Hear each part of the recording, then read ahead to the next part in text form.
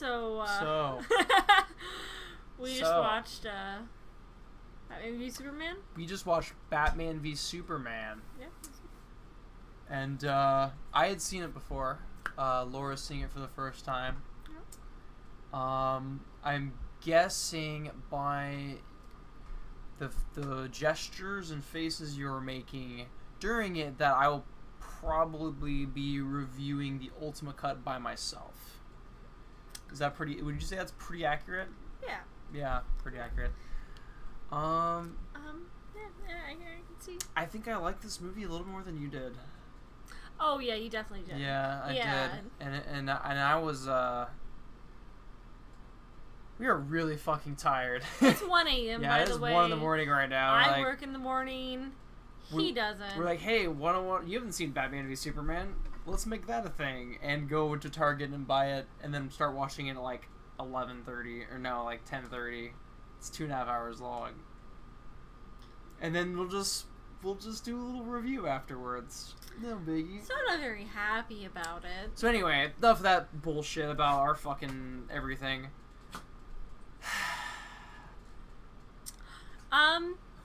I didn't like it.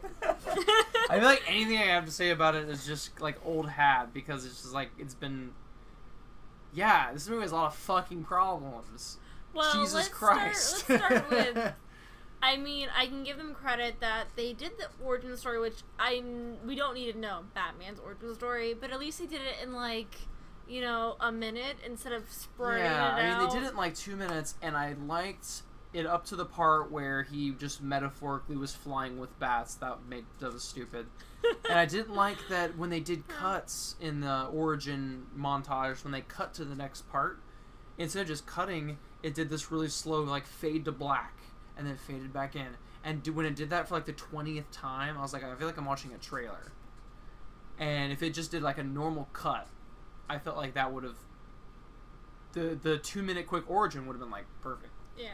But that is the least of this movie's fucking problems. That was fine compared to a lot of the stuff in this movie. Well, can we start by talking about, you know, the flashbacks? Let's start with like one of the worst problems from the get-go is these flashbacks that happen periodically with Bruce Wayne, and it's just really just silly and convoluted. Well, it's not even like flashbacks, because flashbacks can make plenty of sense. It's like they're like trying to tell like 10% of the story through premonitions and nightmares, and it's really lazy. Some of it's not even for this movie. It's for future movies that, you know, if they continue to bomb these movies, you know, it's not gonna, you know, happen. It's like the scene where he's just like gunning the dudes down in, not the Africa scene that like happens, but the Africa shit where like Batman is like it looks like Mad Max. The post-apocalyptic scene. You know, it's like a Superman totalitarian injustice. You know, it's like, okay, they're setting up just in case they want to make Injustice or something. They're setting that up, and it just every other scene feels like a fucking studio executive walked in and was like, "You got to put this in the movie. We don't care if it doesn't make sense. You got to put it in the movie." Yep. Hence, you know, email cameos. You know, it reminds me of the scene in was it Age of Ultron, where Thor goes to like the magical hot tub, and it's just like clearly it serves no purpose to the story other than to set up the next Thor movie. Anyway, yeah, it's pretty forgettable, but the scene makes no purpose except to set up the next movie, and it was like one scene in that compared to like 12 scenes in this movie. Yeah. It's just constant. And it's really stupid. There was a few really stupid things they did to set up future movies. There was the spoiler Wonder Woman thing, which, I mean, they kind of tied in a good way, but it was just really just stupid, and they honestly, if they were going to introduce one character, it should have been Wonder Woman, but they also tried to introduce Cyborg, Aquaman, and The Flash, and it was just really silly, and it was unneeded 5 minutes of the movie, and it's nothing that they really call to except the very, very end scene of the movie where there's like, we gotta get them together, you know? Yeah, that really, like, Wonder Woman, while she wasn't in it very much, she at least felt more part of a little more part of the things that were going on, whereas the Cyborg, Flash, and Aquaman, the emails, that just really felt like I said, a fucking bigwig walked in and was like, you have to put this in the movie. But I mean, if you I don't care how you do it, but they have to be in the movie. We have to set up Justice League, even though the DC movie universe has just started, and they're just trying to get to the finish line. They're like, hey, let's start. It's kind of like Ben Affleck's acting as the sort of Nick Fury, if you want to, throw that in there. But they tried to make this entire movie a feed-in for Justice League.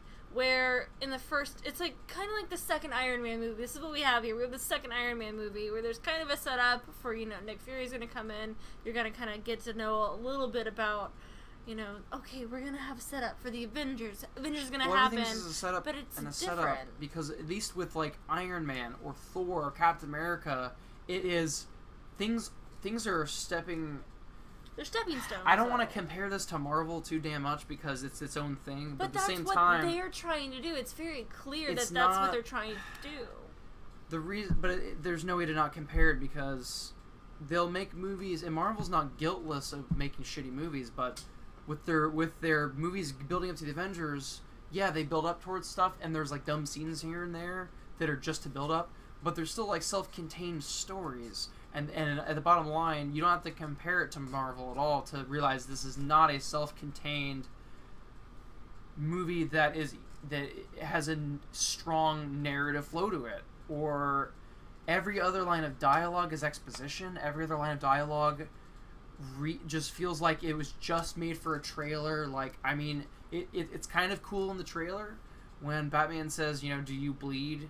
You will. It's not very cool in the movie. It's very just like, wow.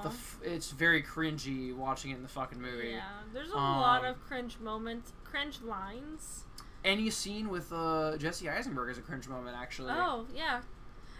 In the beginning, the first time he introduces a character, it's not as bad. He's playing basketball, and he kind of seems smart and intelligent, but about a minute into his dialogue with this one person, it just gets really creepy, and then all of a sudden he does this really weird southern accent thing, which doesn't make sense with his character.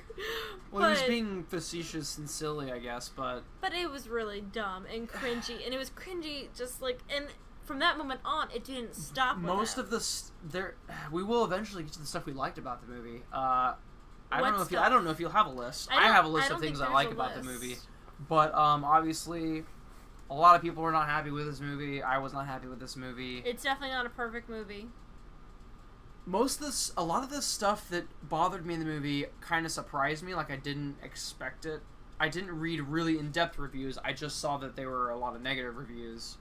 The one thing that I pretty much knew going in I was going to hate was going to be Jesse Eisenberg's performance as Lex. I mean, just from the trailers, I was like, that looks terrible. Lex Jr.? That, I feel like the Lex Jr. was probably thrown in after the fact, once they got, like, feedback, and maybe it was too late to reshoot. Well, it seemed pretty clear, because in some scenes they just call him Lex. He's not Lex Jr., he's not called by a different name, because, Lex named his son Lex. But he makes clear dialogue that, he is his father's son. It's kind of silly. Which, you know what, if he was going to be...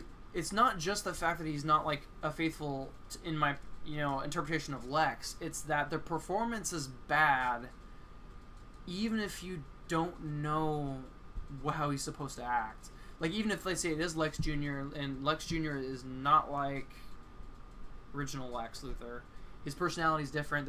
It's still a bad performance. It just if you didn't know anything about comic books and you just walked in, it's a cringeworthy bad performance. Yeah. And other than that, I think most performances are pretty much fine. Okay, well, here's my concern. Like, let's look at the development of the character of Lex. If we're gonna, like, analyze Lex a little bit. Lex starts out as a corporation owner that's trying to get into controlling Superman by having some kind of defense against him. That turns into him becoming a terrorist by murdering tons of people with bombs, and then that inherently turns into him creating Doomsday, which then turns into him wanting the entire Earth destroyed by an alien descendant. See, this is why it doesn't. I am going to watch the Ultimate Cut and do a separate review, because the motivations in this are just not fucking there. It doesn't make sense. Whether it's Lex hating Superman, they're just weak, and then Superman. The only one I didn't feel like was that weak was Batman hating Superman, because I mean they nail that right in the beginning of the movie. It's like, yeah, do. Like it's the collateral damage thing, and that's, you know, and taking lives. It's done. It gets. I'm so tired. It gets done a lot, but it's like it completely makes sense though, so it's fine. But then with Superman hating Batman, there's not a lot of motivation for that. At least not to the point of. He basically just says, "You're above the law," but he makes a personal vendetta around it, and it just doesn't. It's not. There's no strong motivations here. There's no strong, cohesive narrative going through it to kind of connect all the dots. It's just kind of cool sounding dialogue to cool sounding this and that, and you could clearly tell that things were written in just to sound cool, even if they didn't make sense. I like the back and forth a little bit between. We don't get enough of it, but between Bruce and Alfred.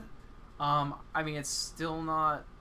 It's not anything like I felt like, which is a natural kind of like Christian Bale and. Well, Christian Bale's not my favorite Batman, but Christian Bale and Michael Caine had a great rapport there, and I feel like we'll see that more, and it could definitely become great. Here, I thought it was just good because we didn't get a lot of it, and I'm hoping Justice League will and the Batman solo film will bring that up. But here it was just not enough. There was good stuff in this movie, and it was just very short and far and few between, and then just long stretches of just incoherence. I mean, it's really hard to just explain how incoherent this movie is. Well, the thing is that several movies stitched together. You have a Wonder Woman kind of movie, like a Wonder Woman Batman kind of movie. You have a Batman singular movie. You have a Superman movie, and you have a final cut end of Justice League kind of movie at the very end where it's fighting Doomsday. There's just the action scenes don't lead to a finality most of the time. They just kind of like, oh, okay, instant one word changes my complete mind on this action scene and action scene. Oh, you mean Martha? Oh, don't say that name. You're triggering me. Triggering me. Yeah, well, I mean, I think that brings us to just the plot holes in this movie are just endless. Whether it's this scene where Superman is hovering above Batman and he has to tell him, hey, we gotta go save Martha, I'm not trying to kill you, but rather than just like, while he's floating above him, just tell him really quick, because all Batman's traps and shit are kind of set up on the ground there on the rooftop. Yep. And he has his grenades and stuff, but he's kind of waiting for Superman to attack him, and rather than just explain, you know, he comes to the ground and kind of menacingly and aggressively walks towards Batman. Yep. He kind of does the superhero not movie thing where he can just say what he needs to say really fast, but he doesn't. He kind of stretches it out, and he's like, I have to tell you something. There's no time. And yeah, all he has to do is say what he needs to say, and like he can say it in a sentence, but instead he keeps walking towards him, getting closer, and of course the Batman's traps and shit go off. And Batman didn't have his kryptonite spear on the rooftop, even though that's where he was going to meet him. All he had to do, I mean, as soon as that gas grenade paralyzes him, if he really wanted to kill him, which he did until he said Martha, as soon as he was crippled by that grenade, you know, for like a good 15 seconds, and then spear, he's dead. You know, the movie's over. Or, you know, I don't understand why, or at the end of the movie when they're fighting Doomsday.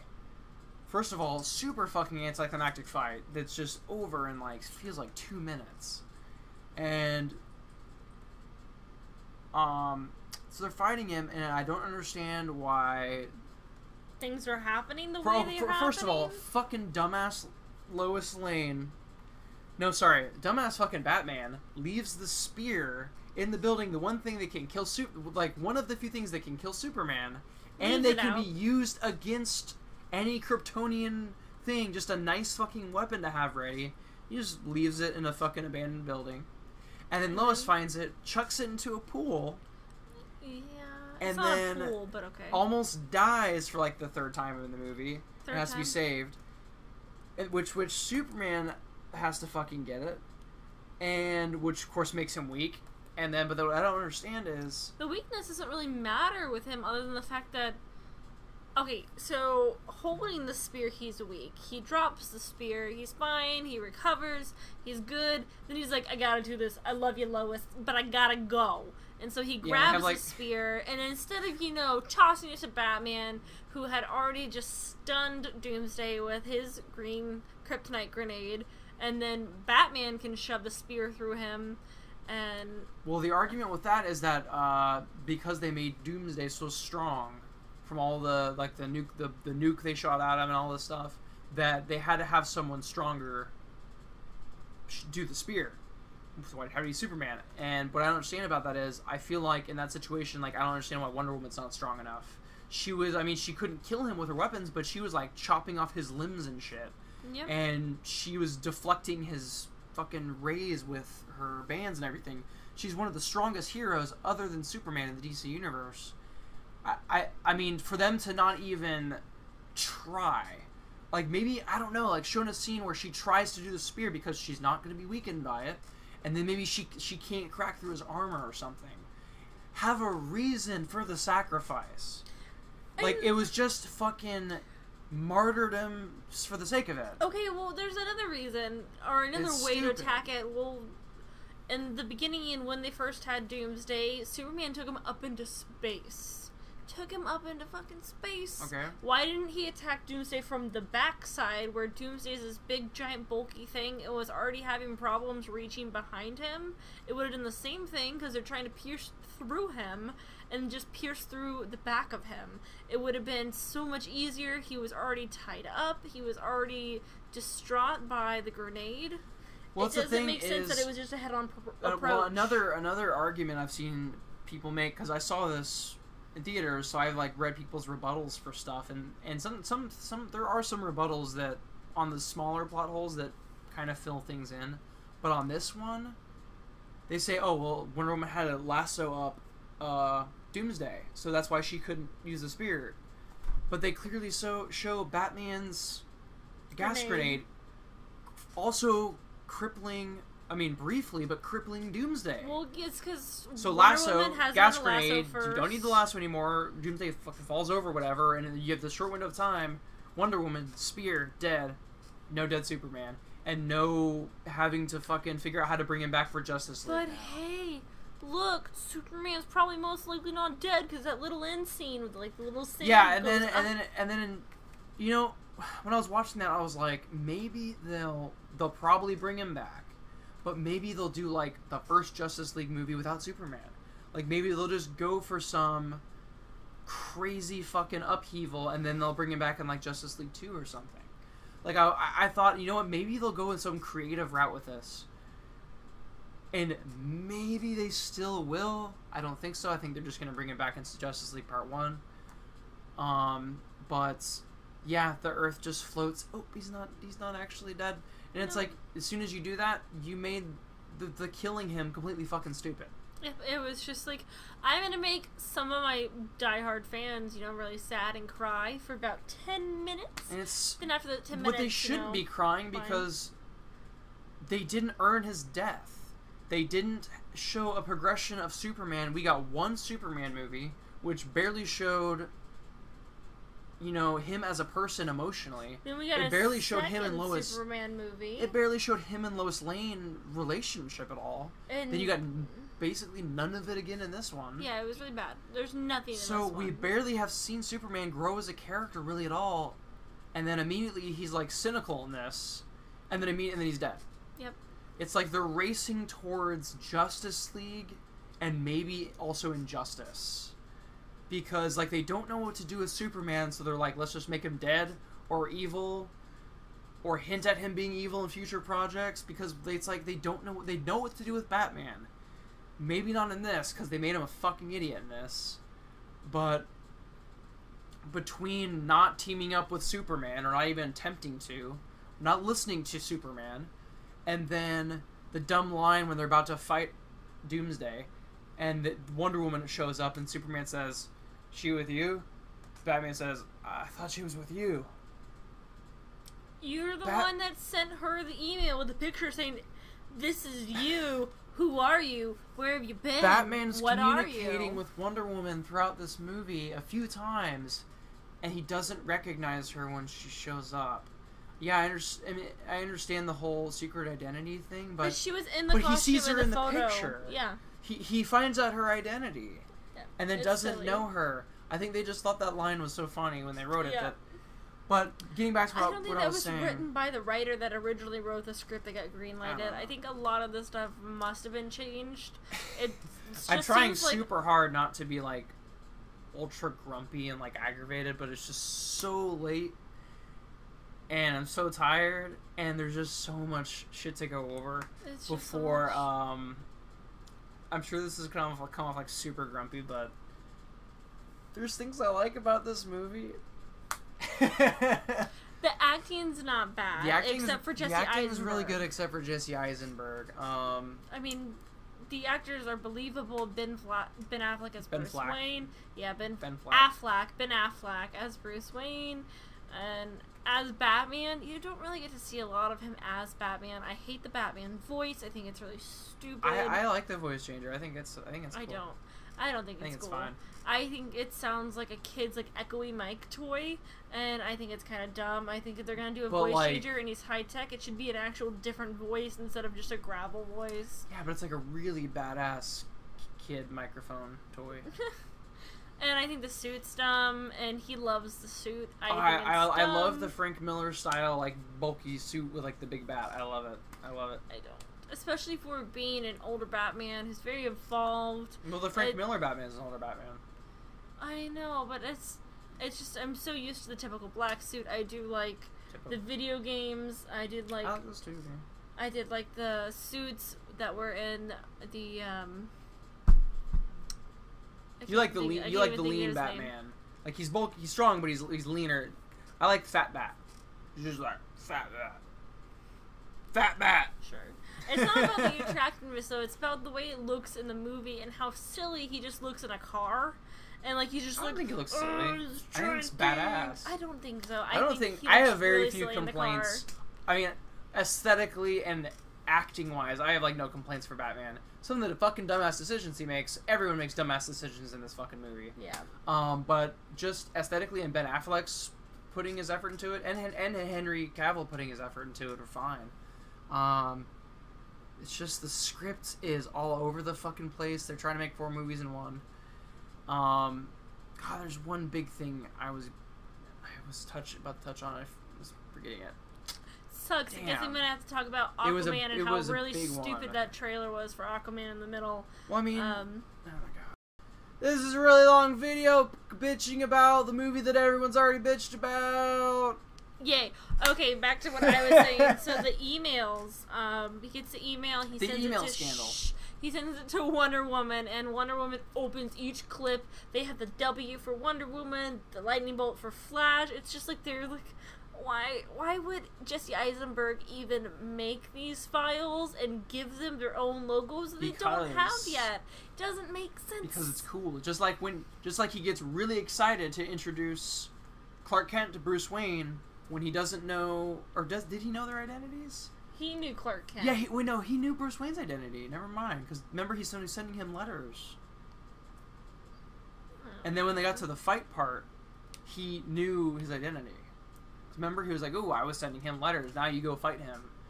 But they don't explain how he knows his identity. You haven't seen him letters. That was Wallace sending his paychecks back because he's paying him still. No, I'm talking about the thing where it said, "You let your parents die." That was written on a check. No, it was written on a fucking newspaper. No, there were some stuff that was written on checks. Oh, yeah. But there was also a newspaper clipping, and then Alright, Lex gotcha. admitted to sending him that, so he knew Bruce Wayne was Batman. Doesn't explain why or how, but he doesn't know at that point that Clark Kent's Superman, so he has no reason to be excited to introduce them. Yet he's like, Clark Kent meets Bruce Wayne. I love it. I love bringing people together. Which he didn't And it's introduce like, them. why? They found each other themselves. Shh. It was really loud. Oh, sorry. We have a roommate. So. Oh yeah. And it's 1 a.m. and she goes to work at 6 a.m, which means she's waking up in a few hours. So. That's true. But, you know, Superman and Batman had already met. Clark Kent introduced himself because he had heard Batman's little talking Alfred in his ear. Really silly, but it didn't make any sense. I want to go back to the emails that I was talking about and how they tried to introduce Aquaman, Cyborg, Flash. Warner Brothers tried to introduce. Yeah, they. Forcibly. They. We'll just call them they. I know that if these movies continue to bomb, it's just going to be the end of the series. We're not going to get these other movies. But I think the characters look pretty cool. Wonder Woman looks pretty cool. Flash looks pretty cool. Cyborg's story was kind of weird. But we'll see how cool that looks. I don't know what that weird cube was. I'm not as educated on Cyborg's story as I am as other characters. And Aquaman looks cool, but his like video clip was really, really dumb. And I think it could have been cool if they would have just left it out of the movie and just made this like a website scavenger hunt for future movies. Like, oh, what did those files contain? Let's figure it out. And like, you can go find them, go watch them. That's great. Don't put it in the movie. It was stupid. I felt like really stupid. I don't want to watch a trailer in the middle of a movie. I feel, well, the whole movie kind of feels like a trailer for Justice League, but I think I found a way to describe the overarching problem I have with this movie with its narrative, and it's that, damn it, I fucking lost it. That's what happens, I'm so tired. This is gonna get edited out, so it doesn't matter. I can say whatever I want. But chicken farts. Chicken farts all up in my mouth. Deleted scenes. But narrative, I was looking at that.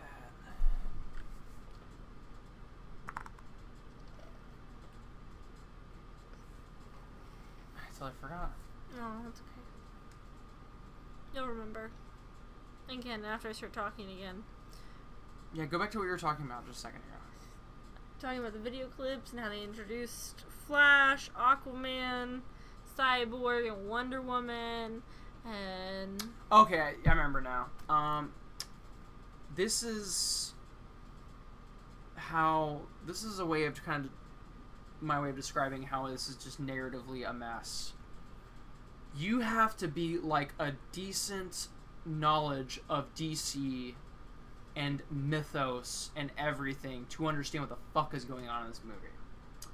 And that is not a requirement to watch any well-done adaptation. You can watch Spider-Man, you can watch Harry Potter, you can watch any of these things with all kinds of crazy shit. Harry Potter's all these crazy names of stuff, and like the hell, fucking, you can watch the Dark Knight trilogy, which was loved by people who've never read a goddamn comic book, because you could follow it, and those got even as convoluted as like it got in the Dark Knight Rises. You could follow more than this. Yep. You didn't have to have that was convoluted because they're trying to intertwine so many stories together, as opposed to this where they're trying to intertwine like double that many stories together, but involving DC mythos and like 4 premonition scenes, all without any context, just thrown in there. Yep. And like, I have a relatively good understanding of the DC basics, and with half the stuff going on, I'm either saying what the fuck is going on right now, or I know what these things are, but they're not tying into anything. And if they're not tying into anything here, that means they're only going to tie into stuff later, which means it's just a fucking setup that makes no narrative sense, and that happens way too much in this movie. Yep. This was a lot of talented people, namely the actors, I think I don't have a whole lot of clout for Zack Snyder as a director. I mean, in my opinion, the best movie he's made is 300, and that's not a great movie. It's just a pretty good one. And I feel like if Justice League doesn't do really well, he's gonna be fucking fired. Yep, I'll probably be fired. Maybe Wonder Woman will come out. It'll be amazing, and we'll be like, oh my god, is it just like Zack Snyder can't make a DC movie? Which, let's say, I didn't like the Wonder Woman trailer. So. I like the Wonder Woman trailer, but it's not being made by Zack Snyder. So if that comes out and it kills, and it's like the DC smash hit we've been waiting for, then until then, I'm not willing to put 100% blame on Zack Snyder, because we don't know what's going on. But if we get Wonder Woman and it's really good, because we haven't seen Suicide Squad yet, we're going to, but that's getting goddamn worse reviews than Batman right v now Superman. it's at I think 35%. But numbers aren't everything, but it's getting really negative feedback, and I know you DC fans are gonna comment on well, this. I'm a DC fan. That's why I'm pissed off this movie's bad. But I'm a DC fan as well, and I'm a huge Batman fan. Like, I love Batman. And I'm definitely in the Batman mythos 100%. But I know you have something to say. But for the DC fans that are defending this movie, you need to like kind of sit back and be like, okay, what can Zack Snyder do to improve upon this movie to make it a better experience for all moviegoers to get them into DC?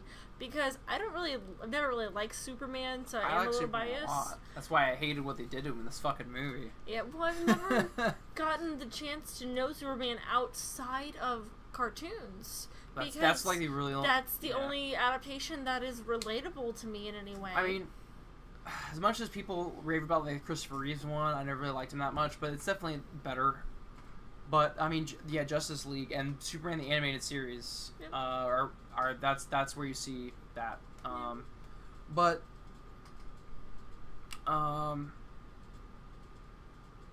yeah, I mean, I really like Superman. I like Batman more, but Superman, I mean, I think he's really cool. I think there's ways to do Superman and then Clark Kent and Lois Lane stories in an interesting way. It's been done in an animated series in the early 90s with no budget. True. So to have all of these writers and all this money and have no character development with these characters and just have everything look cool, and that seems to be one of the things that matters in this. It looks cool, the dialogue sounds cool, at least half the time. I think if they're going to go anywhere, and I know no one likes to compare it to Marvel, as I said earlier, they have to follow the formula that has been proven true, where you build up your characters and then you bring them together.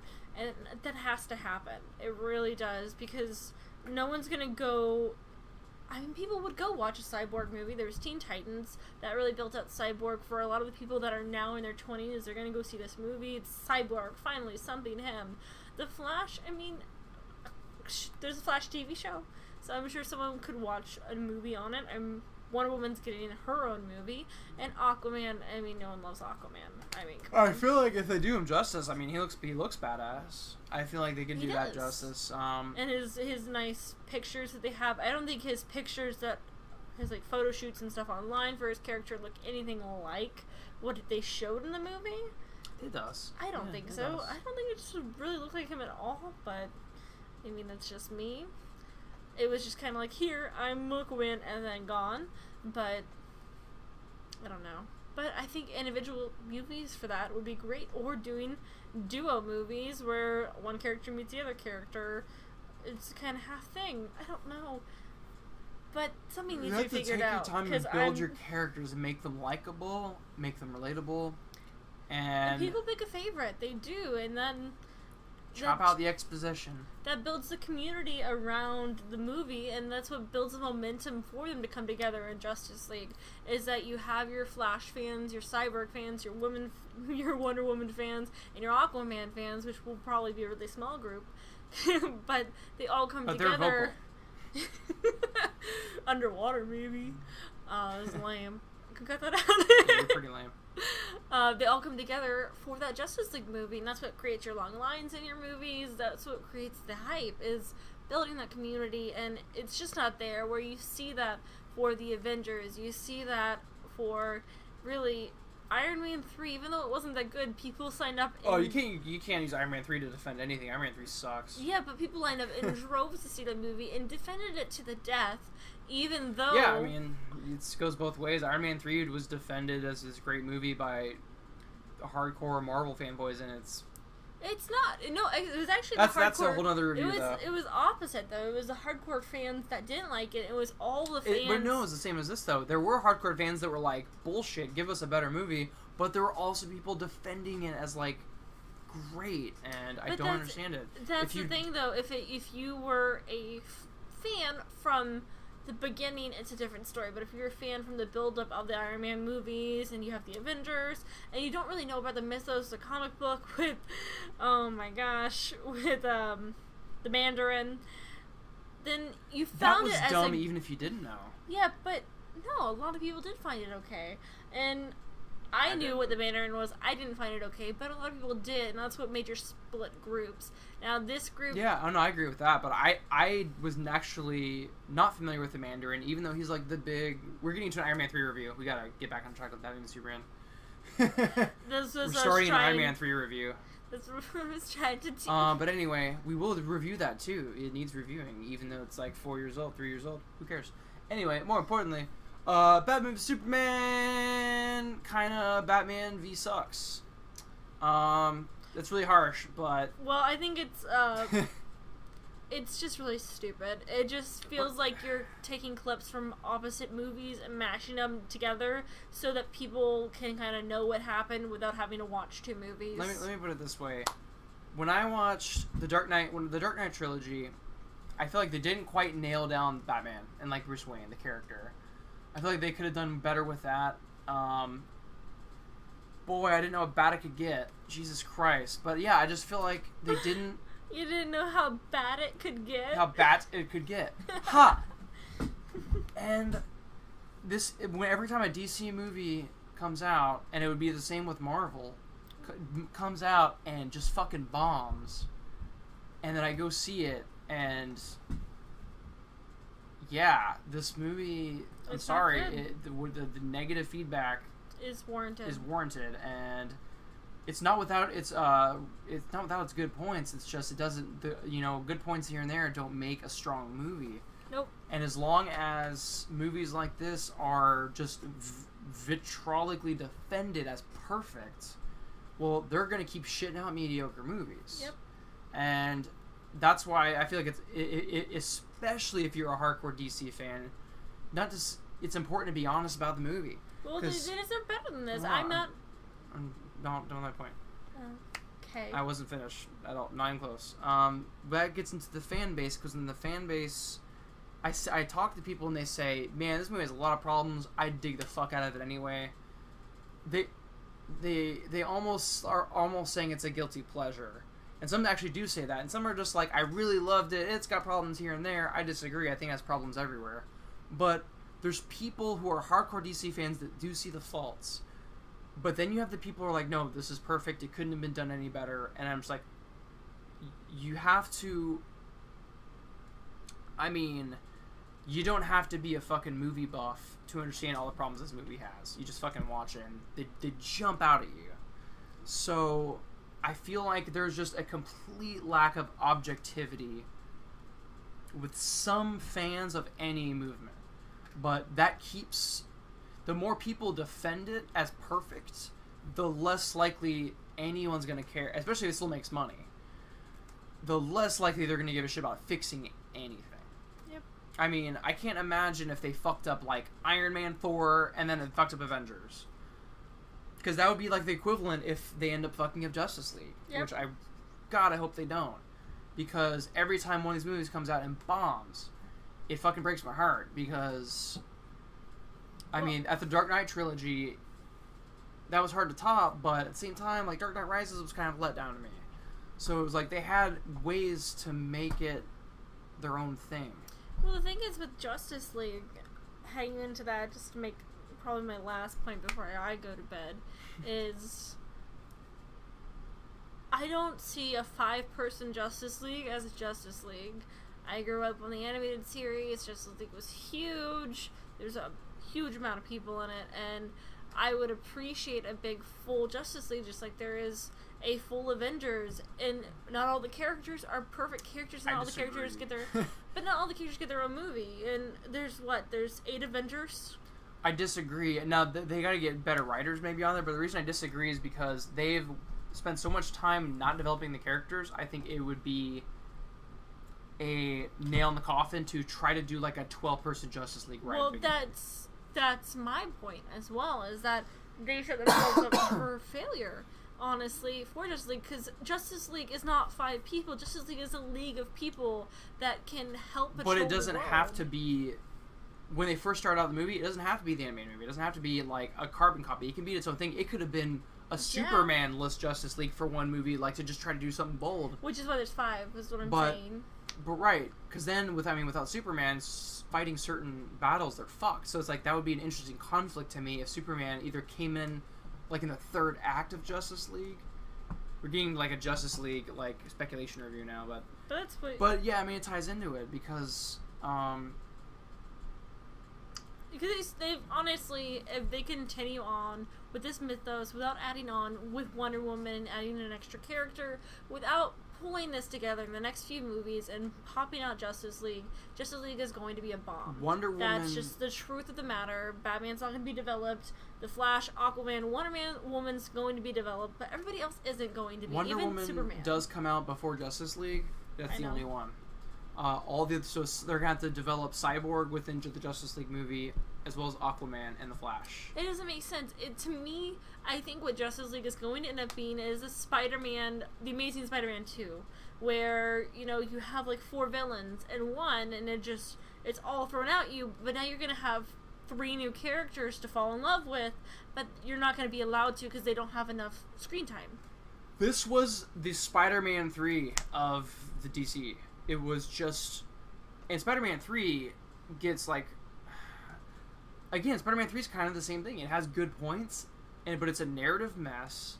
It really doesn't come together as a good, coherent story.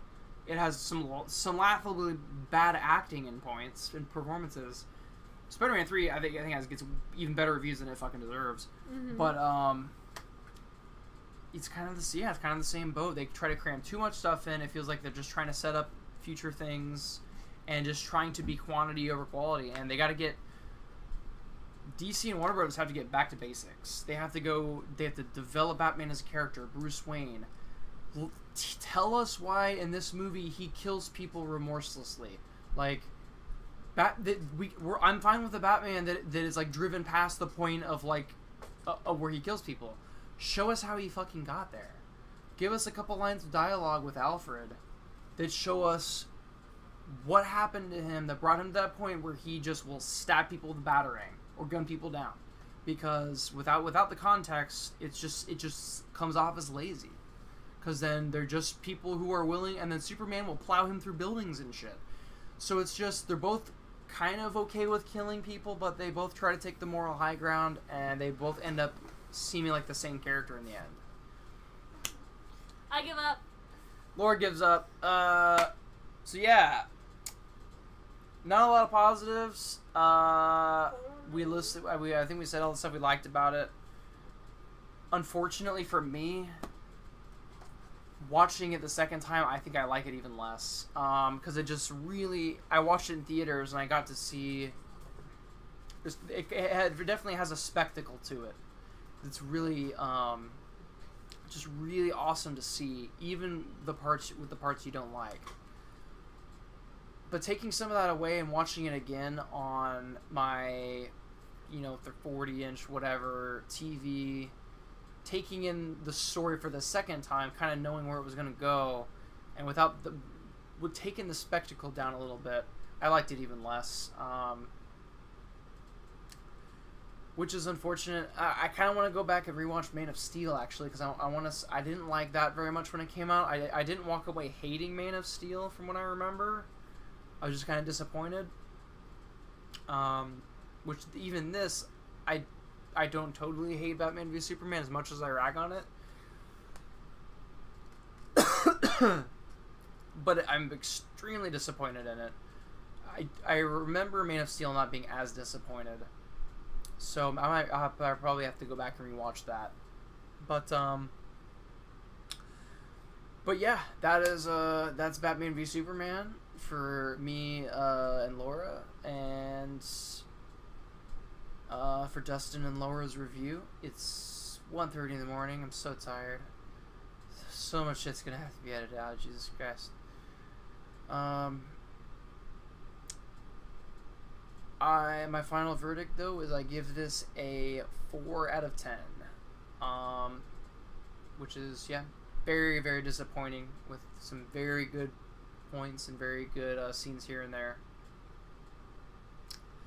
And now I guess I have to watch the Ultimate Cut and see what they were able to fix, or see what Zack Snyder maybe envisioned that would be better that didn't end up in the final product. Alright, peace out.